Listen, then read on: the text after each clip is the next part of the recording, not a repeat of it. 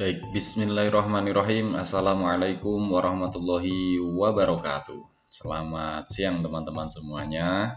Bertemu kembali dengan saya dalam mata kuliah analisis perilaku konsumen yang pada hari ini nanti kita akan mempelajari mengenai pembelajaran konsumen. Namun sebelum kita memulai pembelajaran pada hari ini, mari kita awali perkuliahan hari ini dengan membaca surat Al-Fatihah. Semoga apa yang selama ini kita cari, apa yang selama ini kita usahakan, benar-benar bisa mendapatkan hasil yang maksimal. Amin ya rabbal alamin. Al-Fatihah.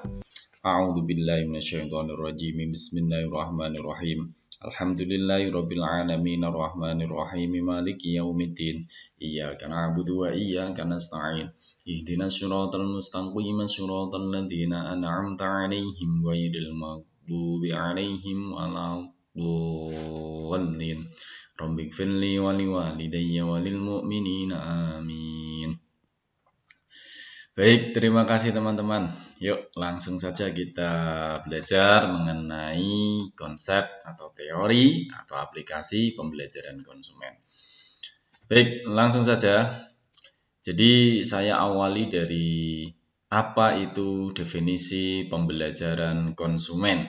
Nah, teman-teman, bagaimana konsumen belajar dari pengalaman, konsumen terpengaruh oleh lingkungannya untuk membentuk perilaku pembelian, maka kita perlu mendefinisikannya terlebih dahulu. Apa itu pembelajaran konsumen? Nah, jadi pembelajaran konsumen setelah saya baca-baca dari berbagai literatur, dari berbagai sumber, dari para ahli, saya kemudian bisa menyimpulkan bahwa pembelajaran konsumen itu adalah proses di mana individu memperoleh pengetahuan dan pengalaman. Ya, jadi dengan modal pengetahuan dan pengalamannya itu, si konsumen itu nanti terpengaruh perilakunya di masa yang akan datang. Ya, maka dalam konteks konsumen nanti adalah pembelajaran itu nanti mempengaruhi bagaimana seseorang memilih produk, menggunakan produk, dan mengevaluasi produk. Nah, jadi kata kuncinya adalah pembelajaran konsumen adalah proses di mana individu memperoleh pengetahuan dan pengalaman yang akan mempengaruhi perilakunya di masa yang akan datang. Saya yakin teman-teman di sini semuanya juga pernah kan membeli produk karena akibat pengaruh dari temannya atau pengaruh dari pengalaman masa lalunya dan seterusnya. Nah, maka dari itu perlu saya jelaskan bahwa ada macam-macam teori pembelajaran konsumen. Nah, teori pembelajaran konsumen ini secara garis besar, meskipun menurut para ahli itu ada yang bilang 4, ada yang bilang 5 atau lebih banyak dari itu, tapi secara garis besar saya bisa menyimpulkan bahwa ada 4 kans besar dalam teori pembelajaran konsumen itu. Pertama, yaitu adalah classical conditioning.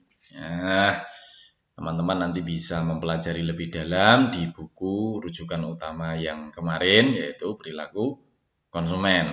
Namun secara singkat, secara sederhana, classical conditioning itu apa, Pak? Jadi gini, classical conditioning itu adalah perpaduan ya atau asosiasi antara stimulus dan respon. Ya. Jadi teori ini mengungkap bahwa ada hubungan antara stimulus dan respon. Jadi misal ada sebuah iklan. Nah, iklannya misalnya adalah iklan susu. Nah, iklan susu yang sehat untuk tulang, misalnya begitu. Nah, di iklan tersebut itu ada artis atau pakar kesehatan yang dijadikan sebagai endorser. Ya, Jadi dia menjadi bintang iklannya gitu ya. Dia terkenal dengan gaya hidupnya yang sehat misalnya gitu ya. Tubuhnya yang kuat misalnya begitu. Jadi ketika seseorang melihat iklan tersebut atau ketika seseorang sudah mulai memakai produk tersebut, susu tersebut, dia itu mengasosiasikan pikirannya bahwa ketika minum susu tersebut berarti dia seakan-akan gitu ya, seakan-akan sehat, bugar, kuat seperti bintang iklan yang ada di susu itu. Nah, bisa dipahami ya. Itulah namanya classical conditioning. Artinya apa yang dicari yaitu asosiasi antara stimulus dan responnya seperti apa. Bab mengenai stimuli sudah kemarin sebelum lebaran kan. Nah, tidak perlu saya bahas lagi. Jadi rangsangan dan respon terasosiasi menjadi satu sehingga ketika orang memakai produk itu kemudian yang terbayang dalam pikirannya adalah dia seakan-akan seperti bintang iklan yang memakai produk tersebut. Misalnya begitu. Itu namanya adalah classical conditioning. Kemudian ada lagi namanya instrumental conditioning. Nah, apa itu Pak? Instrumental conditioning ini adalah sebuah perilaku konsumen yang nantinya dibentuk oleh konsekuensi. Ya, oleh konsekuensi. Bedanya apa Pak dengan classical conditioning? Kalau classical conditioning itu adalah asosiasi dari stimulus dan respon, artinya ada stimulus tertentu dari bintang iklan, tapi kalau instrumental conditioning ini berbasis instrumennya. Instrumennya apa? Instrumennya adalah konsekuensi. Lah konsekuensi ini bisa berupa reward atau berupa punishment. Ya, ada reward, ada punishment. Jadi orang membeli produk itu karena ada sesuatu keuntungan yang akan didapat. Misal, membeli susu, produk susu. Saya tidak menyebut nama mereknya. Ketika membeli produk susu ini, membeli 2 akan mendapatkan 3 susu. Misalnya begitu. Karena instrumen reward itu tadi, akhirnya si calon konsumen yang akan membeli susu itu membeli karena ada reward beli 2 dapat 3. Nah, itu adalah namanya pembelajaran konsumen yang berbasis instrumental gitu. Atau sebaliknya, kalau tidak reward ya punishment. Misal seorang konsumen ya ketika membeli sedikit ya lebih sedikit secara kuantitas, maka harganya akan lebih mahal dibanding jika membeli banyak. Nah, itu adalah cara atau strategi yang dilakukan oleh pemasar dengan cara mendekati pembelajaran konsumen. Nah, itu namanya instrumental conditioning. Selanjutnya, yang ketiga adalah cognitive learning. Apa itu Pak cognitive learning? Cognitive learning itu adalah pembelajaran konsumen melalui proses rasional, mental. Contoh misalnya ketika ingin membeli sesuatu, produk susu, dia melakukan observasi terlebih dahulu. Ya, nyari-nyari informasi, buka-buka googling, ya, cari-cari info ini produk susu ini gimana, terus cari reviewnya kayak apa, gitu ya. Dan di situ ada proses seorang calon konsumen yang melakukan observasi, berpikir, melakukan refleksi, dan seterusnya. Sehingga cognitive learning ini adalah salah satu pembelajaran konsumen yang sangat rasional dibanding dengan seperti tadi classical conditional. Nah, jadi berusaha nyari-nyari informasi terlebih dahulu sebelum membeli gitu. Oke, dari cognitive learning kita lanjut ke vicarious learning. Apa itu vicarious learning? Nah, kalau ini agak beda ya teman-teman ya. Vicarious learning itu adalah proses belajarnya seorang konsumen dengan cara melihat, mendengar, menonton pengalaman orang lain. Nah, contohnya gimana Bapak? Gampang. Misalnya begini. Oh, saya membeli susu karena tetangga saya juga membeli susu merek tertentu. Misalnya mereknya A.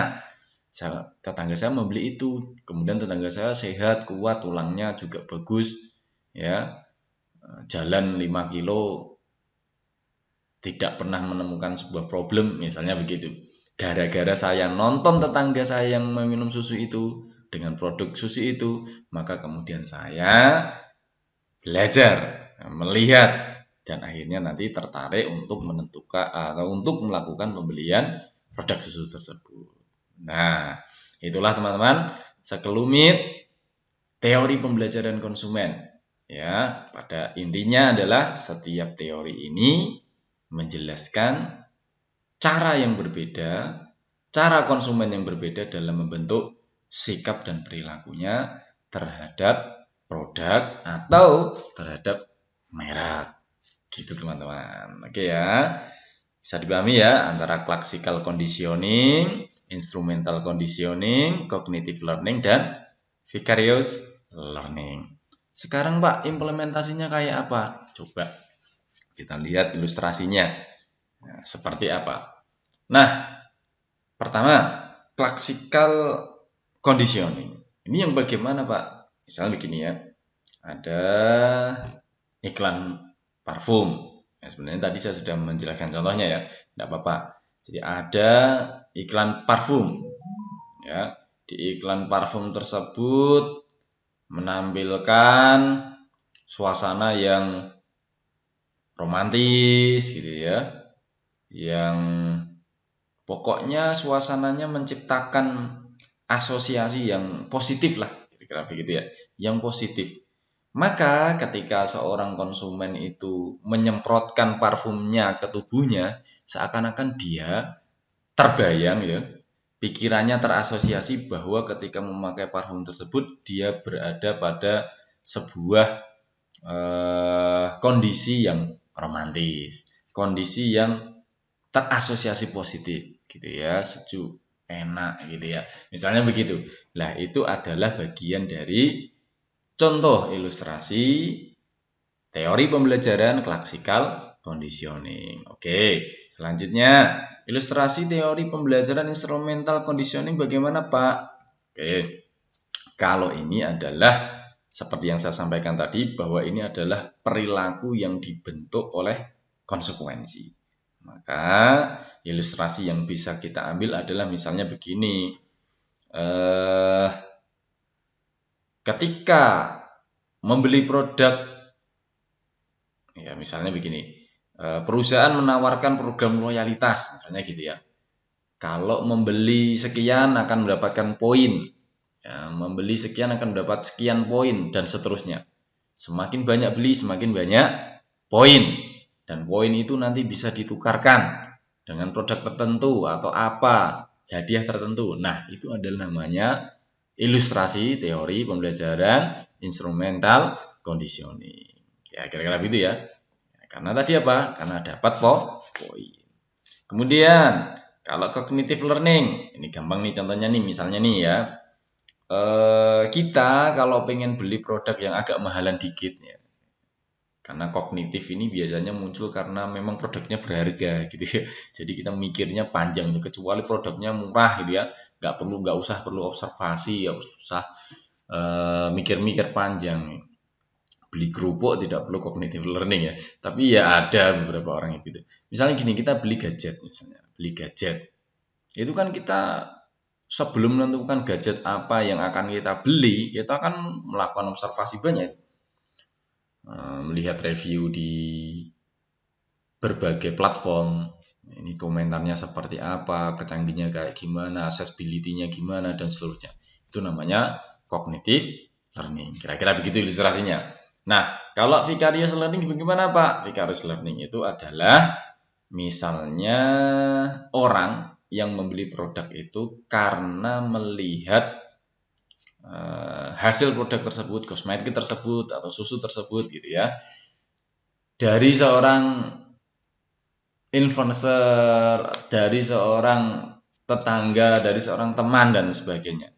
Nah, ini makanya kalau vicarious learning ini bagus, cocok ya untuk pemasaran produk yang berbasis online biasanya, terus sehingga orang itu bisa tertarik karena sudah melihat reviewnya gitu ya, melihat reviewnya dari influencer kah atau bagaimana gitu. Nah, ilustrasi-ilustrasi seperti ini saya pikir ini menjadi ilustrasi yang konkret, membantu pemahaman kita dalam menerapkan teori pembelajaran dalam kehidupan sehari-hari gitu ya. Oke, selanjutnya kita masuk ke pembahasan berikutnya. Sekarang gimana Pak relevansi pengaruh perilaku dan kognitif learning? Relevansinya apa? Oh, ada dong. Ya, ada hubungan pengaruh antara behavioral learning dan cognitive learning. Nah, ini nanti teman-teman bisa jadikan tema skripsi juga nih. Ada loh pengaruhnya. Pengaruhnya kayak apa, Pak? Ya, pengaruhnya bisa saling mempengaruhi atau mempengaruhi salah satu pihak. Begini, behavioral learning. Nah, ini cocok untuk membangun kebiasaan melalui promosi. Nah, semakin banyak promosi, gitu ya, semakin banyak tawaran diskon, semakin banyak hadiah, itu bisa menentukan perilaku seseorang untuk membeli atau tidak. Nah, itu contohnya behavioral learning. Kalau cognitive learning, Pak, iya, ini sama. Cognitive learning ini adalah tadi kan sifatnya rasional, observasi dulu dan seterusnya. Maka ini cocok untuk produk yang sifatnya kompleks. Kompleks artinya apa? Ya butuh banyak penjelasan. Misalnya kayak gadget itu kan, wow spesifikasinya apa, gitu kan? Fasilitasnya apa, aplikasi yang bisa yang kompatibel itu apa, misalnya begitu. Nah, itu adalah bagian dari strategi pemasaran yang meliputi edukasi.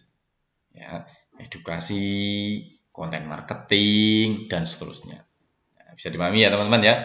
Ini jadi kita bisa dengan mudah ya melihat relevansi pengaruh perilaku dan cognitive learning dalam pemasaran dalam kehidupan sehari-hari kita. Ya. Oke. Selanjutnya ini berkaitan mengenai loyalitas. Pak, loyalitas itu apa dong? Nah, loyalitas itu sesuatu yang sering kita dengar, bahkan kita juga sering melakukan. Gimana itu? Loyalitas paling ciri utamanya adalah kita ketika membeli produk itu sering berulang. Ya. Karena ada pembelajaran yang positif dari konsumen, ya. Berdasarkan pengalaman masa lalunya yang positif, yang kemudian itu bisa terus berulang. Membeli satu, besok membeli dua, setelah tahun berikutnya membeli lagi, malah cerita dengan teman-temannya bahwa dia membeli ini, produknya bagus, mengiklankan secara gratis. Nah, itu adalah loyalitas. Jadi apa artinya? Loyalitas adalah hasil dari pembelajaran berkelanjutan dan perspektif positif yang konsisten dari konsumen. Nah, apa sih yang kok bisa konsumen itu bisa loyal gitu ya? Bisa loyal gimana ceritanya? Oh, pertama, orang bisa loyal itu karena dia merasakan kepuasan. Biasanya gitu. Gitu. Orang bisa loyal, bisa terus memakai produk tersebut itu karena memang sama puas, punya pengalaman kepuasan gitu ya. Kemudian yang kedua, biasanya ya orang loyal itu karena memang produknya adalah berkualitas ya. Kualitas itu artinya apa? Kualitas ya harganya sepadan lah ya dengan barangnya, produknya, jasanya, bahkan kira-kira melebihi dengan harga yang relatif murah tapi kualitasnya lebih bagus. Nah, itu pasti loyal itu. Pasti loyal. Nah, kemudian yang ketiga, loyalitas itu faktor pembentuknya adalah karena hubungan emosional. Ya, emosional kadang loh. Contoh, barangnya mahal. Kualitas ya cukup lah ya, kualitasnya cukup. Tapi karena punya hubungan emosional ya dengan merek tersebut, entah karena apapun itu, entah karena dari sisi sejarahnya dengan merek, atau karena orang tuanya yang dari dulu memakai merek tersebut misalnya, kayak ada hubungan emosi seperti itu bisa mempengaruhi loyalitas gitu ya. Itu hubungan emosional. Contoh lagi misalnya ini baru tren produk yang terafiliasi oleh Israel misalnya begitu. Karena di situ ada penekanan emosi, misalnya sebagian orang Muslim gitu ya, yang tidak terima jika Palestina terus dibombardir oleh Israel. Maka ada kata kunci emosi di situ. Sehingga loyal dan tidak loyal itu juga dipengaruhi oleh hubungan emosional dengan merek. Ya, gitu kira-kira ya. Oke, lanjut terakhir ya. Kita akan membahas mengenai pembelajaran vicarious. Nah, ini tadi secara sekilas sudah saya jelaskan kan di awal apa itu pembelajaran vicarious, aplikasinya seperti apa gitu ya. Intinya teman-teman, pembelajaran vicarious ini adalah ketika konsumen belajar dari pengalaman orang lain. Intinya itu. Pokoknya belajar dari pengalaman orang lain. Lah, melalui apa? Banyak. Bisa melalui testimoni. Ya, karena ada testimoni yang positif, yang puas dan seterusnya, akhirnya seorang konsumen membeli produk itu. Atau karena influencer tadi, bintang iklan yang kita senengi gitu ya, atau influencer yang memang sudah pernah memakai produk itu, kemudian dia cerita melalui media sosialnya dan kita melihatnya, wah itu juga berarti itu namanya adalah pembelajaran vicarious. Atau ada yang menggunakan review, misalnya review pengguna. Nah, review pengguna ini kan dia bukan influencer, tapi kan dia juga menceritakan bagaimana pengalaman membeli produk itu sampai memakai produk itu. Maka dari itu, pembelajaran vicarious ya intinya adalah ketika konsumen belajar dari pengalaman orang lain. Maka pembelajaran vicarious ini bagus atau efektif ya. Karena apa? Karena menciptakan rasa percaya gitu ya melalui bukti-bukti yang sudah ada, bukti sosial yang sudah ada atau social proof gitu ya. Maka untuk era saat ini menurut saya, untuk di era digital, era media sosial, pembelajaran vicarious ini sangat berperan dalam pemasaran digital. Ya, dalam pemasaran digital penting sekali pembelajaran vicarious. Oke, begitu teman-teman ya yang bisa saya sampaikan. Terakhir mengenai diskusi dan refleksi, tolong nanti dijawab, ditulis di kolom komentar. Apakah Anda pernah membeli sesuatu, membeli barang atau membeli apapun itu, atau membeli jasa gitu ya, karena pengaruh orang lain? Pernah nggak Anda membeli tapi karena pengaruhnya orang lain? Nah, coba ceritakan di kolom komentar gitu ya. Terus, menurut Anda nih, teori pembelajaran mana yang paling sering digunakan oleh pemasar? Nah, dari tadi ada 4 teori tadi ya. Mana teori yang menurut Anda ini paling sering digunakan oleh para pemasar? Silakan tulis jawaban kalian di kolom komentar. Jangan lupa kasih keterangan nama dan NIM-nya karena nanti untuk absensi. Gitu ya. Oke, mungkin itu yang bisa saya sampaikan, meskipun sedikit semoga ada manfaatnya. Sampai bertemu kembali di pertemuan berikutnya. Sehat selalu. Wabillahi taufik wal hidayah. Wassalamualaikum warahmatullahi wabarakatuh.